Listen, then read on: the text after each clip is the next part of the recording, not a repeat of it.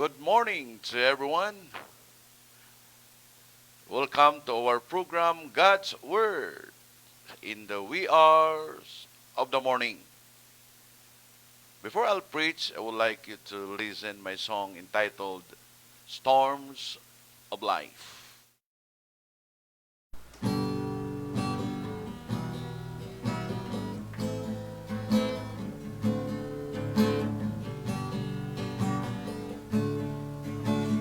In this life of mine that I borrowed from above is the life that I know, full of tears and full of sorrows. The years will be a shadow, and the life without the glory, without the joy. In these storms of life, I won't be surprised, for I know that my Savior is my helper and my guide, and the sorrow will depart from my heart.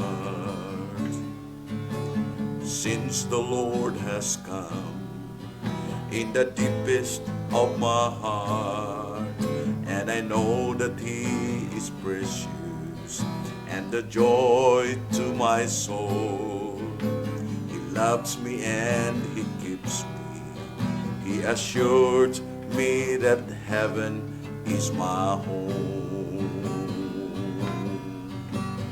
In these storms of life, I won't be surprised, for I know my Savior is my helper and my guide, and the sorrow will depart from my heart.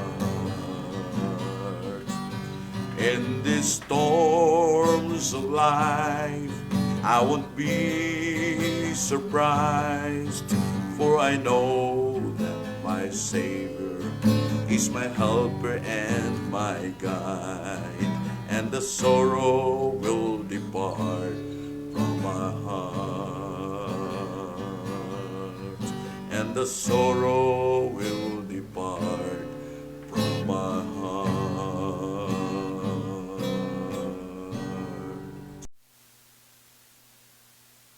I hope nga ang maong awit na himong panalangin sa matag usa, knowing nga nining kinabuhi naagyo na ang mga bagyo unos kinabuhi. Now turn your Bible in 2 Kings chapter 8.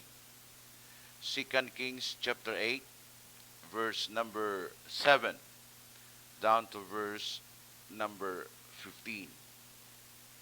And Elisha came to Damascus, and Ben-Hadad, the king of Syria, was sick.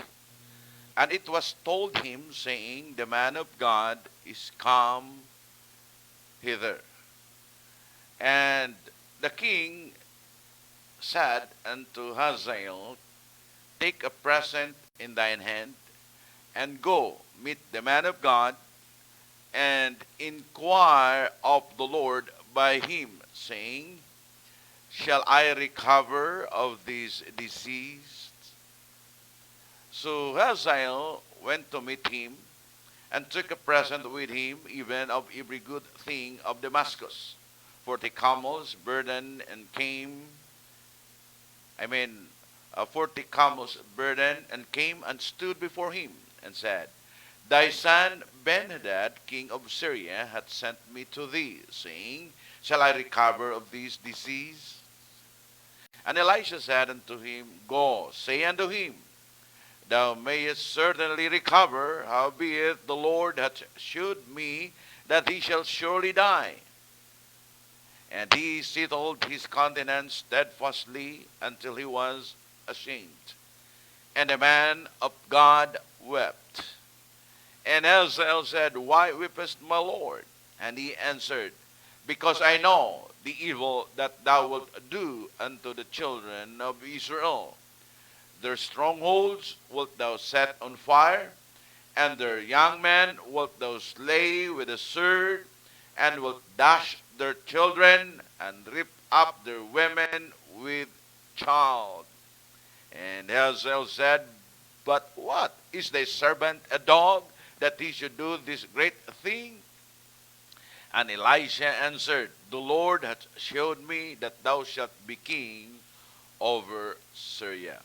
So he departed from Elisha and came to his master, who said to him, What said Elisha to thee? And he answered, He told me that thou shouldest surely recover. And it came to pass on the morrow that he took a thick cloth and dipped it in water and spread it on his face, so that he died. And Hazael reigned in his stead. May the Lord God bless upon the reading of his words. Now this morning, I want to speak to you a message entitled The Rise of Hazael, or the lesson in the life of Hazael. Mga pagtulunan nga mapupo bakuha nato nining kabuntagon may tungod sa kinabuhi ni Hazael nga nahimong hari sa Syria.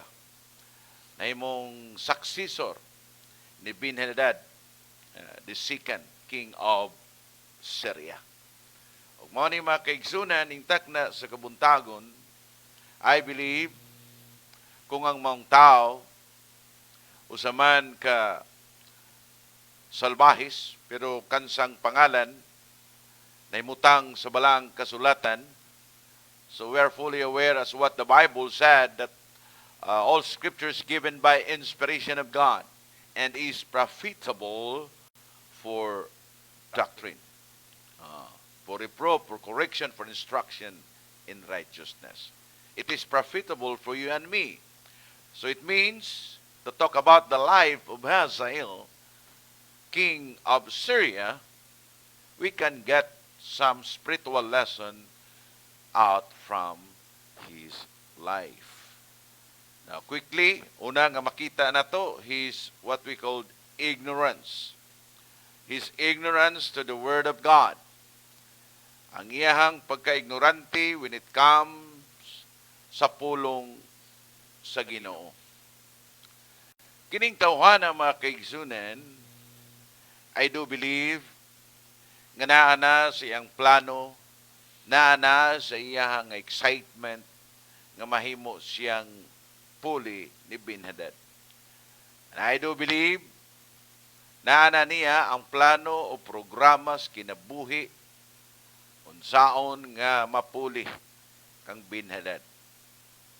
And atong makita the time that he was commanded by his master.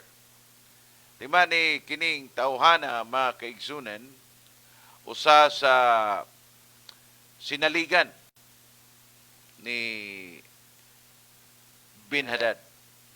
Okay? An officer of Ben-Hadad, the king of Syria.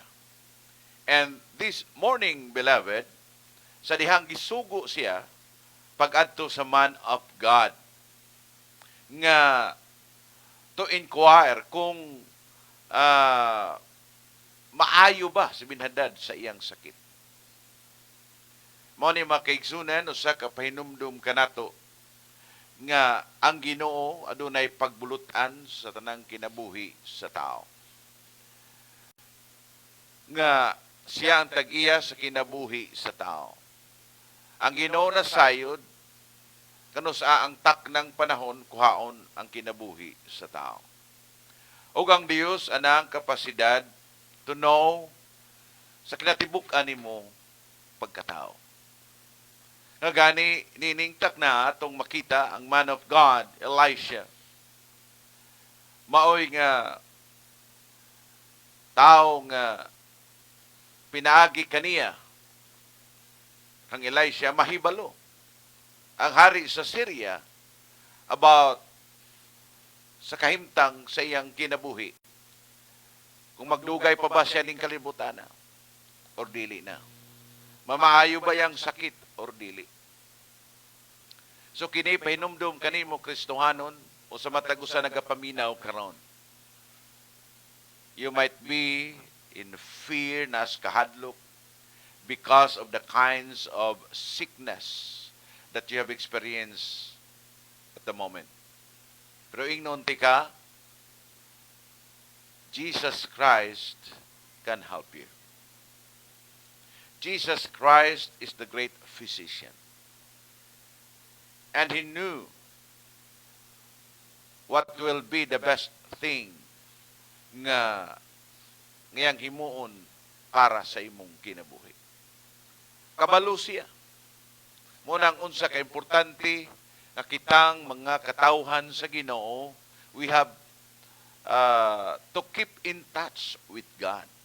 Saas nagkadinaiya mang area sa atong kinabuhi. So to say, we are now in the days nga mga tao nagpakalimot sa Ginoo. Nga nining kinabuhi without God, we are nothing. So unsa ka importante that in every decision we have to make in this life nga mao ni, it must be in line to the will of God. Unsa ka importante nga di ta makalimot sa ato nga pag-ampo diha sa Ginoo. Gani gisugo kita, pray without ceasing. In Luke chapter 18 verse 1, the Bible said, and speak a parable unto them to this end, that men ought always to pray. Always to pray. Think about it. And not to faint. Beloved, gani mingon si Samuel, God forbid that I should sin against the Lord in ceasing to pray for you. So it means, kining pagkadili may nampuon, prayerlessness is sin. Importante ang tao may nampuon. Gani, unsay benefits mga kaigsunan, ingon ang Biblia, nga the prayer of a righteous man availeth much. Dakong kahimuan. So manang importante na. Di lang para sa imong kaugalingon, bisapan ngadto sa uban. You have to pray.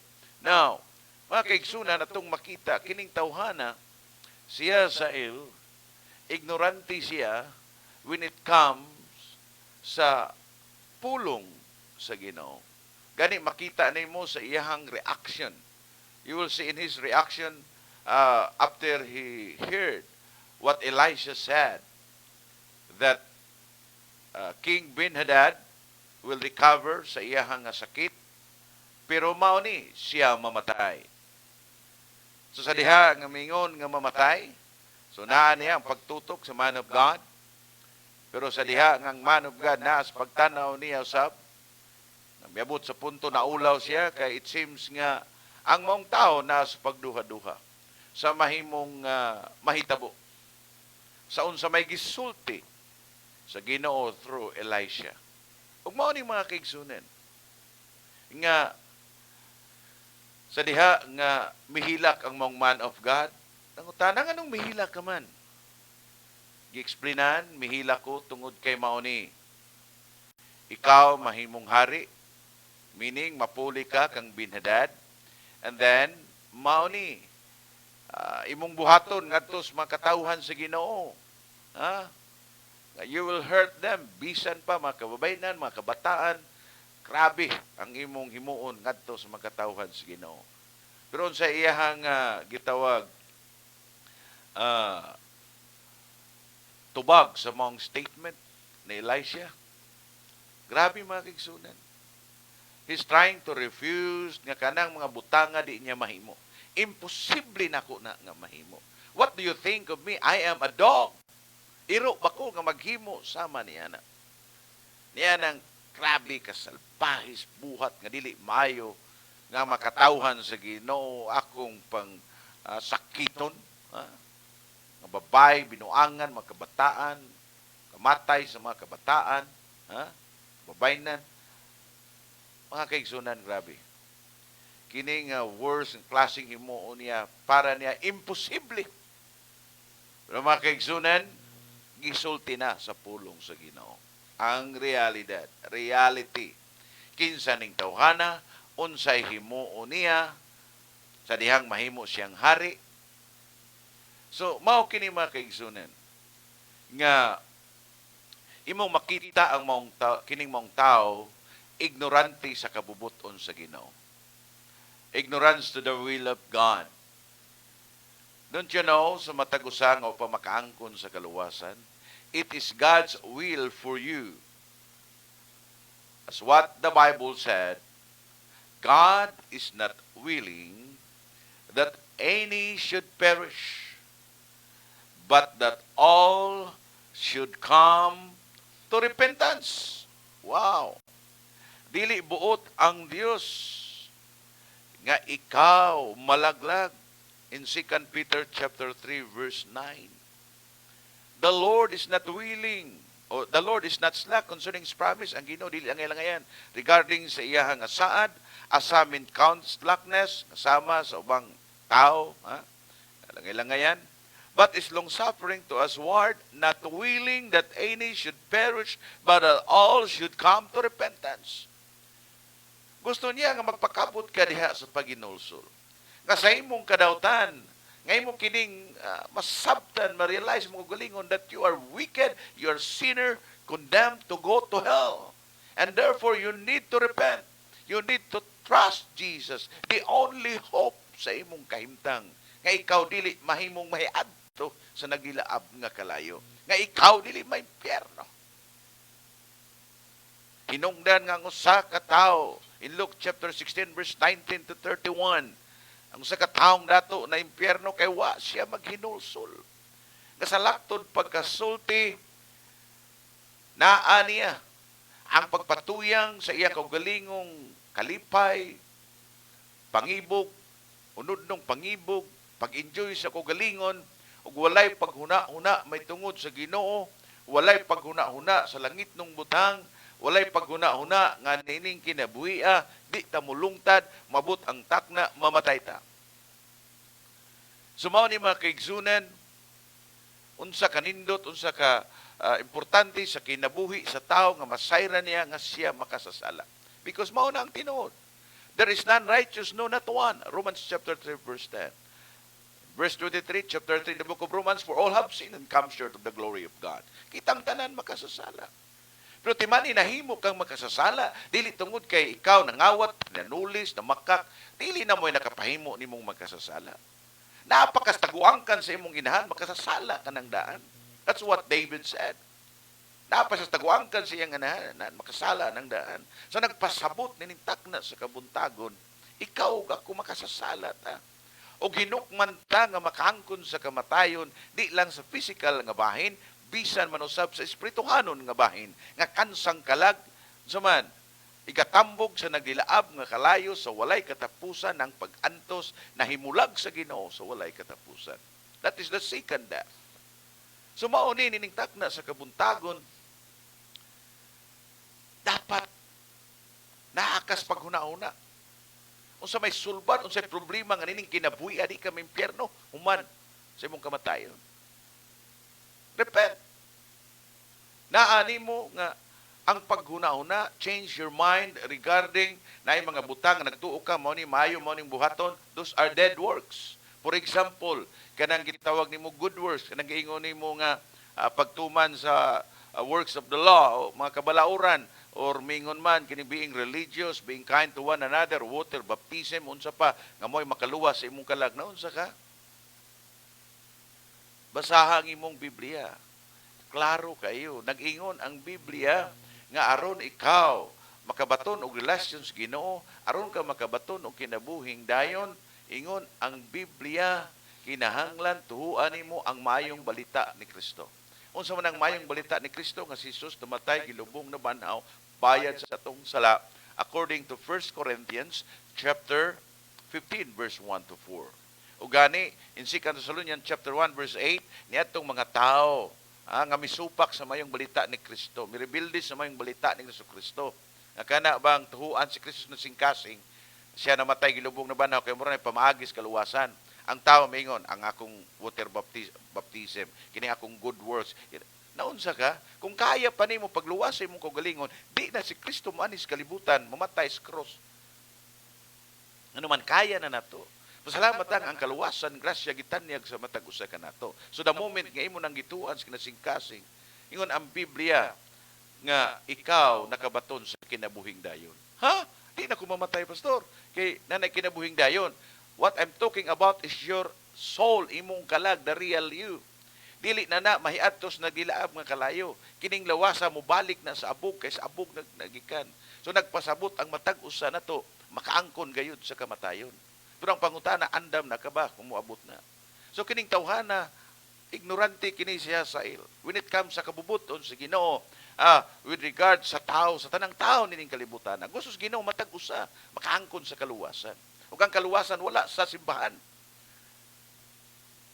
Kining inyong magwawali, pastor ni sa Bethel Baptist Bible Church. Pero dili na may makaluwas ang among simbahan.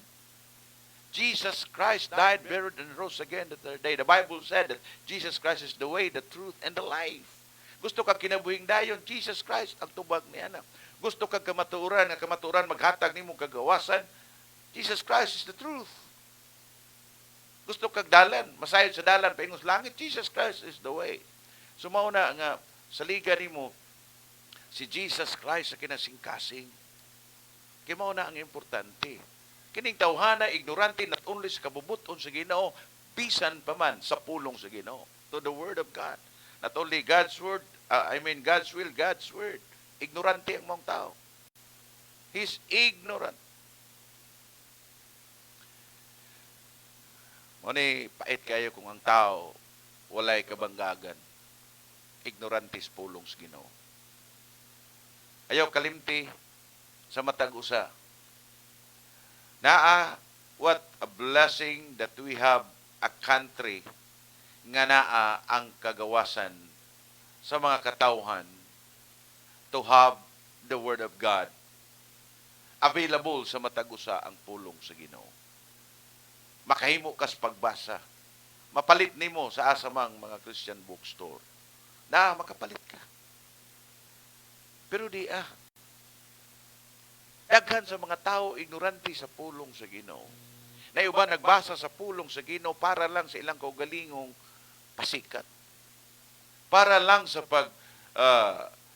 unsaon pagdebate sa ubang grupo. Wala katuni para sa iyang kaugalingon unsa na kaimportante, unsaon na unsay mensahe niya na unsay mensahe para sa iyang kaugalingon. Mo ni pait kayo. Kining tawhana ignorante. Gisultian na nga mao na ang pulong sa Ginoo. Naa pa gyud niya ang supak, naa pa niya ang pag-refuse, pastilan. Kinayahan ni sa tao. Sultian sa hapsay, klaro, tataw nga pulong sa Ginoo, mangita gyud sa iyang kaugalingong pamaagi to refute or to gitawag nga kanang refuse sa pulong sa Ginoo. Papaita. So, what a reminders to all of us. Nga naa ang pulong sa Ginoo para di ka mahimong ignorante. So, ikaw nagapaminaw, nagafollow nini nga program, di man God has a purpose and plan why He allows you to have this opportunity nga ikaw makabati kanunay sa pulong sa Ginoo. Para di ka mahimong ignorante, ilabi na sa imong eternidad. Nga human ning kinabuhi asa paingon ang imong kalag. Now, not only kining tawana ignorante about God's will, about God's word, and God's way. Mga pamaagis Ginoo. Nga, kung naaman ang takna nga may pabati kaniya ang mensahe sa Dios regarding sa kahimtang sa usa ka hari nga mao si Ben-Hadad, ang knowledge sa Ginoo, ang kahibalo sa Ginoo regarding sa kinabuhi sa tao. Usa kini ka mensahe para niya nga ang Ginoo ni Elisha is gamhanan kayo. Ilabi na sa paghatag mensahe mahitungod sa kaayuhan ug kamatayon. O gilabi na siyang kaugalingon, which I do believe, iyan na ning giplano, programa niya ni ngayagyo ng patio ng hari. Kung naaman na nga plano, nga pwede ining higayon na, tungod sa mong mensahe sa man of God, nga mahadlok siya sa Ginoo. Makanindot naman nga mahimo siyang hari, pero dapat usa ka hari nga naay kahadlok sa Ginoo ug naay pagbuhat sa kabubuton sa Ginoo. Dili tong pagkamasinupakon. Limang ka, usani ka klaseng mensahe nga muhatag pag warning niya. Nga mabut ang taknaon niya, sa dihang mahari, mahimo ka ng hari, mao ni imong buhaton sa mga katawhan sa Ginoo. Mao ni imong buhaton sa mga kababayan, mga kabataan, o sa mga kasundaluhan sa Israel. Mao ni imong buhaton. Pero unsa iyang reaksyon? Unsa iyang response? Siya posible na, oy. Siya pagtuon ni mo nako, iro ko. Ha? Na nagpakita sa kahugaw, nagpakita sa kasalbahis, nagpakita sa kadautan. Siya, what do you think of me? Naitawin ko niya na, trying to justify himself, nga siya tarong, nga siya maayong tao. Mubuhi og mga pulong at tubangan sa mga katawhan sa Ginoo, even to the man of God, nga it seems, unsa man, sila'y ang laing tao, dautan, siya rin pinakabuutan, siya pinakamaayo. Wa ka maulaw sa imong kugulingon. Ganining kinabuya, kinsa man ta. Wa tay ikapasigarbo in this life. We are all sinners, condemned to go to hell. Wa kay kanang ikapasigarbo nining kinabuya. Kay kung ikaw do na kay nahimo, kung ikaw nakabuhat magmaayo, kung ikaw do na may na-accomplish sa imong kinabuhi, ingnon ti ka kanang tanan, grasya na sa Ginoo. Dili na imong hago, di na imong paningkamot. Because without Christ, we are nothing. Pero unsay nahitabo karon sa mga tao? Unsay gamiton pa ang pulong sa Ginoo. Ha? To show nga pagpakita nga unsa kasalbahis ang uban. Pero nalimtan ang kaugalingon unsa di siya kasalbahis. Di man ganiya na. Di man sa matagbasa na to sa Biblia, matagpamalandong na to. Kana mensahe na para na to. Kinsa ta. Ug usa kini ka mensahe nga pasalamatan nato sa Ginoo kung ikaw dili naman ang imong kinabuhi sama niya na nga mopakita unsa kadautan ng tao nga what a blessing for us nga kita mahimong instrumento to tell the truth sa kahimtang sa tao, kinabuhi sa tao, pero ayaw sa likway imong kaugalingon kinsa ka, kaingon ana ka. Don't you know, sa kinabuhi ni Hazael, makita sad na sa mga katawhan sa Ginoo, even preachers in these days. Nga na ang gitawag kinaiyahan mga kaigsunen, kining gitawag pagkagarbuso, kining gitawag sa magpakaron ingnon, pretenders, nga it seems nga kinsa nga balaan, kinsa nga holy, kinsa mauwaw ta sa atong kaugalingon. Pero nothing wrong to tell the truth what the Bible says. Kaya nga naman, ang Ginoo, dili bakakon. Pero kanang magpakaron ingnon ta, nga kita kinsa nga tarong mo na pait kayo. Ha? Labi na, for preachers to tell the people, nga all the pastors, kinsa pamandiha, nga mga salbahis, nga it seems, ikaw ray tarong, o ako ray tarong, o kinsa ray tarong. No. Kitang tanan mga mauta. Si Apostle Paul ang atong tagaan og ehemplo. Limang ka. Abi ninyo na yung mga tao karon tungod lang sa ilang accomplishment, pagpasigarbos kaugalingon. Unsay na-accomplish sila, unsay nahimo nila. Naaba sila nakuhang crowd, naaba sila nakuhang tao nga mo follow nila, naka-establish sa og harian. Unya mahimong proudness kaugalingon. Wa mo malipo nga si Pablo mingon, no? Ang tanang accomplishment niya, tanang mga nahimo niya, I count it as dung. Sa malas hugaw sa tao. Ang mga accomplishment niya. Mauna ang humility. Pero makaigsunan, kidayan sa tao yun eh. Yeah? Na ang pride, pretenders, it may result sa gitawag being prejudice. Tanawa. Pag naanagan mo ang garbo, naani mo ang pagkataong hipokrito, pretenders, wala yung trabaho ni mo, magsigira kag usaman, pangaway. Nga naman, makalimot man ta sa itong kugalingon, kinsa da ita. Utro da itang pigmauta. Oh. Di na makita ang love. Kay naana ang kapungot, naana ang kasuko, naana ang gitawag unsa ni kaluod tungod sa kinabuhi sa tao, pero malimtan unsa pud ita kaluod at ubang nga sa Ginoo. So mao ni, beloved, this morning. What are reminders, no? Why I have to say prejudice? Tanawa. Ang iyang gihimo mga kaigsunan, we're talking about his ignorance, his indifference. How come? Way kaluoy. Ang iyang amo, ang iyang agalon, giunsa niya? Yang gipatay. Nagkuha pag tawil, labakara, ana. Nagpakita, murag concern kayo ba? Nagpakita nga concern siya.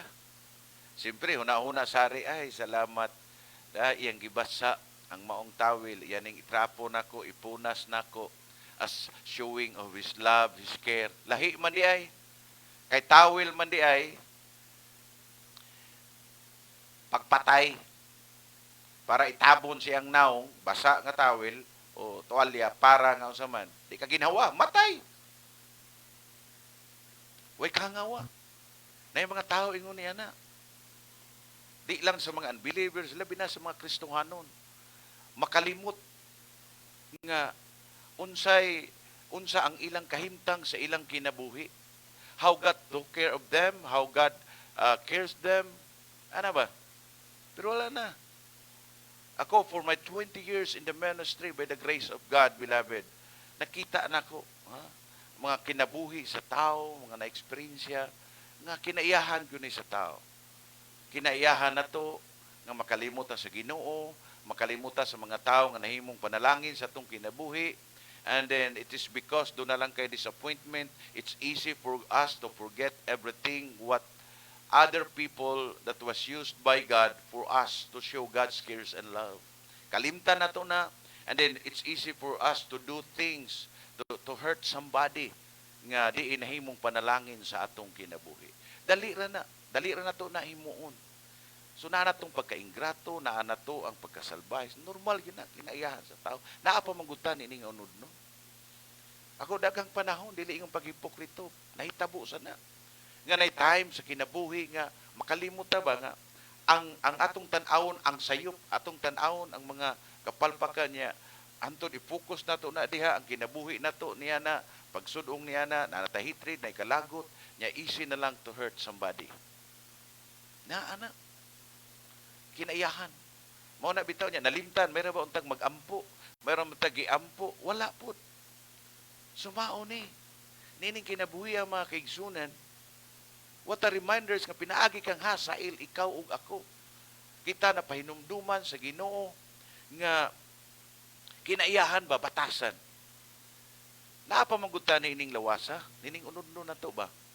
Mao na in Galatians chapter 5 verse 19 to 21, makita nimo grabe kining kinabuhi sa tao, kining unod-unod buhat ba?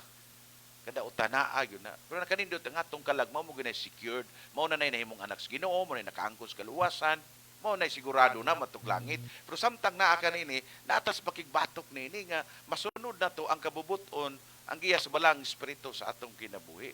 Munang di ta magpatuyang, magpataka. Kini usa nga makita nimo, dali ra kay sa may balibad, oy. Sa iyang pamulong, may nga siya, posible na, mahitabo na, nga, himuon ako na, iniro mo na nga trabaho. Sa pagtuon mo sa ko, iro ko. Yan nalimtan, nga tinuod man yung iro, kita in the sight of God. We are all what? Wicked. Makasasala ta, hugaw ta. Kung na may mensahe sa Ginoo, ang pahinumdum na to sa atong pagkatao, we ought to be humble in the sight of God, with humility, dawato na tong realidad, and we have to be sincere sa pagduol, paghangyo sa Ginoo, sa tabang sa Ginoo, sa pasaylo sa Ginoo, sa grasya sa Ginoo sa atong kinabuhi. Wala niya ang kahangawa. Iyahan na noong gipatay. Ano man, gusto na niya. Gipropesiya na bitaw ni. Gisulti na bitaw ni daan nga ako'y mahimong hari. Niya buhi pa man eh. Niya gusto naman niya mahimong hari. Gusto, na yung mga tao yung niya na. Gusto na mo baton og harian. Muna pag maabot kanina sa punto sa imong kinabuhi, kinayahan yung gusto ka mo establisar og harian, timan yun ni. moabot na. Ug di ka magbantay like Hazael. Ha? Magdali ka. Gustong mahimong hari. It may cause you to do bad things. You can hurt somebody. Di nimo na tuyo, pero dali nimo mapasakitan, mahimo og dili maayo ang ubang tao. Ngano man tungod sa imong ambisyon. Tungod sa gusto sa imong unod-nong pangibog. Manang bantay ka. Gusto na kadayong madakto, gusto ng milyonaryo. Mura ka tong prodigal son. Limang ka, pangayuon na niya ang iyang bahin. Kabuhi pa ang iyang amahan. Sa marab, kamatay na para ako ng kabtangan. Okay, so na ninguna na ang tao. Kita, mga lagad ta, magsunod ta sa kabubuton sa Ginoo, buhata, unsay makaayo para sa kimayan sa Ginoo. And then, mao ni, ayaw pagpakaroon ingnon sa imong kaugalingon nga it seems ikaw na pinakamaayo. Pinakamayong magtutudlo, pinakamayong Kristohanon, pinakamaayo nga agalon. Ayaw. Ayaw. Ha? Ayaw kalimti. Kung si Pablo, ingon siya, consider what I say, and God will give the understanding in all things. Mingon siya, follow me as I follow the Lord. Mo ni makaigsunan. Unsay kinayahan ni Pablo? Ang tanang accomplishment niya, iyara nang giisip, tae, ugaw. Pasinjas lud anon. Pero mao na ang tinuod. Unang wala gyud. Ayaw kalimot. Ayaw kalimti kinsa ka in the sight of God. Now, makita na to ang iyahang intent. Unsa may tumong, ha? Nga pagpatay sa maong hari. Kay gusto na niya nga mahimong hari. Ang pagpatay siyang amo, ang pagpatay siyang agalon, kay di na siya kapaabot. Limang ka, masakit, kunya maayo. So, sa'yo mahitabo. Bis kay lipay na siya, kay masakiton, mamatay na ni. Uy, ang ingon ng alagad sa Ginoo, maayo ko no. Oh. Pero mamatay. Ay, di patyo na lang ni, kay mamatay man day ni. Ako instrumento, mapatay ni tawana para mapuli ko, mahimo na kong hari. Mao na niyang ambisyon. So siya mahimong hari, mahimong sikat supoy. Tanawa, wa siya kabalo makaigsunan. Di man ang maong mga hitabo, mga kahimtang sa kinabuhi, it was planned already, mga kaigsunan. It was prophesied already. If you have to study your Bible in 1 Kings chapter 19 verse 15, si Elijah mismo, gisultian nas Ginoo, mahitungod ka nga sail nga mahimong hari. And then here is Elisha, confirmation, nga ikaw mahimong hari, nga mo ni mong buhaton, mo ni imong mahimo nga desisyon sa imong kinabuhi, makalimot na kas Ginoo. Di man ka gisugo si Elijah to anoint Hazael.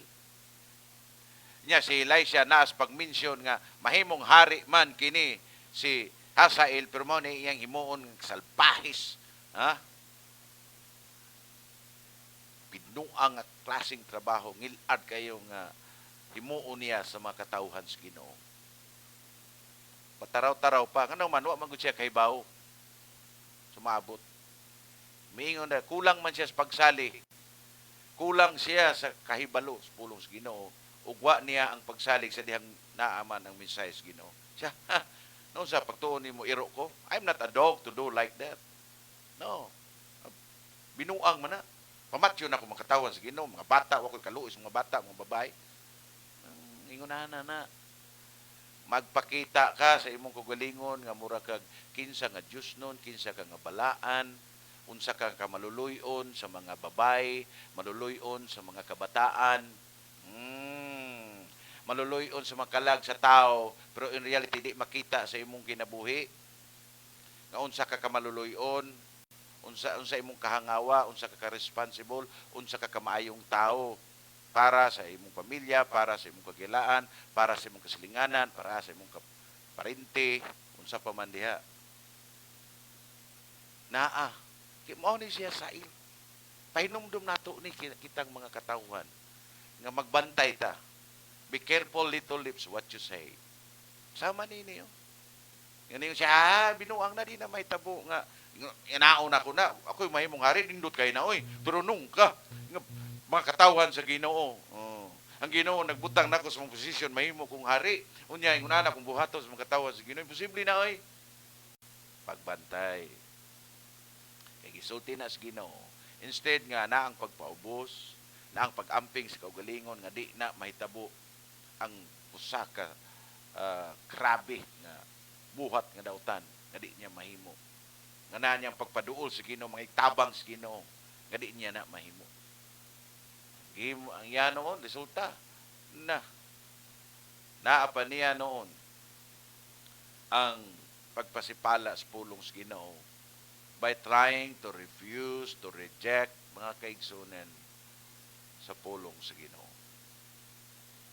Now, how he performed it, atong makita mga kaigsunan. Kuha siya sa maong matud pa sa pulong sa Ginoo in our text in the book of 2 Kings chapter 8 verse number sugod sa verse 7, okay, ngadto sa verse 15. There sa verse 15, it came to pass on the morrow that he took a thick cloth, panapton nga perte, so and dipped it in water para yun nga way hangin ba, pag mabasa na panapton, butang na yon, and spread it on his face so that he died, and Hazael reigned in his stead. Dali, hari yun siya, natuman ang isulti sa Ginoo, mahimo siyang hari. Problema ni tawana, nagpatakag desisyon sa kaugalingon mo, nang bantay ta. Nindot man na, nga na ipag-bless, pero timan there's no shortcut in blessing. Nayuban gusto nang magdali, mao nang wa sila kabantay, doon na sila nahimo nga mga dili maayo. Pasagdi nga ang Ginoo at the right time na niyang pag-prosper sa imong kinabuhi. Timan na. So I hope nasabtan sa matag usa. Kung doon na may intent nga iyahang patyon ang maong hari, kaya nga naman gusto siyang mahimong hari. Gusto siyang matuman na sa labing madali ang propesiya, gadiin siya mahimong hari. Di niya makaya nga magpaabot. David set a good example to us when it comes sa gitawag position nga for the right time nga siya ibutang sa Ginoo diya sa trono. He's already anointed, pero ang ginawa pa magbutang sa iya sa trono in the sense nga napa si King Saul buhi pa. Pero he knew that one day King Saul will die. And that will be a day, that will be the right time for him na mulingkod sa trono. Nakapaabot siya. Pero ang maong pagpaabot niya, mga kaigsunan, napo siya mga nakuha ng mga lesson sa kinabuhi. Mausad na. Wait for the right time. Kanus aka i-prosper sa Ginoo, kanus aka tagaan sa nindot ng posisyon sa kinabuhi. Itugyan ang tanan sa Ginoo, mga pangandoy, plano, programa, yung ang Bible, casting all your cares upon Him, for He careth for you. Ana, nga ikaw mapamakasiguro sa imong eternidad, timani ini, ang kabubuton sa Ginoo sa imong kinabuhi, gusto niya nga ikaw makakaangkon sa kaluwasan. Ug ang iyang pulong, gisulti na, daya, klaro, aron ka nga makabaton sa kinabuhing dayon, you have to believe on the Lord Jesus Christ. Kaya ang pag-reject kang Jesus, mao ni siya. Mao na hinungdan nga ikaw may impyerno. Muna, basahin mo, John chapter 3 verse 16, John chapter 3 verse 18, as well as in verse 36. Ang kapungot sa Ginoo magpabilin kung i-reject nimo si Jesus Christ. Ug ang kapungot, ato na nimo mahiaguman sa naglilaab nga kalayo. In 2 Thessalonians chapter 1 verse 8. Nga naman, gireject nimo si Jesus Christ. Gireject nimo ang mayang balita nga si Jesus namatay, gilubong na banaw. Kaya nga naman, mas gipulihan nimo sa imong kaugalingong kay balo, kaugalingong kaalam, kaugalingon nimong pamaagi, o dili ang pamaagi nga iya sa Ginoo. So I hope, ninigtak na himo ang desisyon. Pag ila kang Kristo nga imong personal nga manduluwas kinasingkasing. You know what's wrong with Bin-Hadad, ang hari ba, nagipulihan niya sa il. Naa niya ang kasinatian kahibalo mahitungod kinsa ang Ginoo. Unsa ang maarangan sa Ginoo, unsay makaya sa Ginoo. Pero wala niya gi-acknowledge nga ang Ginoo mahimo niyang ang Ginoo sa mga isalinon mahimo niyang Ginoo. Ang ilang giinteresan mao ni nga mahibalo sa plano, kabubuton sa Ginoo. Ni mga tawo nga niya na interesado mahibalo, mao din nagisulti sa pulong sa Ginoo. Mao din na mao na, pero di gyud nila daw waton, dili nila ikinabuhi. Mao na problema. So I hope dili ka ingon niya na nga mura kag si tawag Bin-Hadad or even kining si Hazael. Lason kini. Lason sa matag usa. You are saved by the grace of God. Paningkamuting o uban sa grasya sa Ginoo nga ikaw masubay kanunay sa kabubuton sa Ginoo. We have to be gitawag humble in the sight of God sa pagdawat sa pulong sa Ginoo. Makita ang honesty. Mao na importante na. Humility, honesty, integrity. Sa unsa may gipiyar sa Ginoo na to. Unsa may gipahibalo sa Ginoo na to. Unsa man ang mga pahimnumdum sa Ginoo, we have to be humble enough to accept. And then himua nga ikaw nas pagkamampingon sa mga desisyones kinabuhi.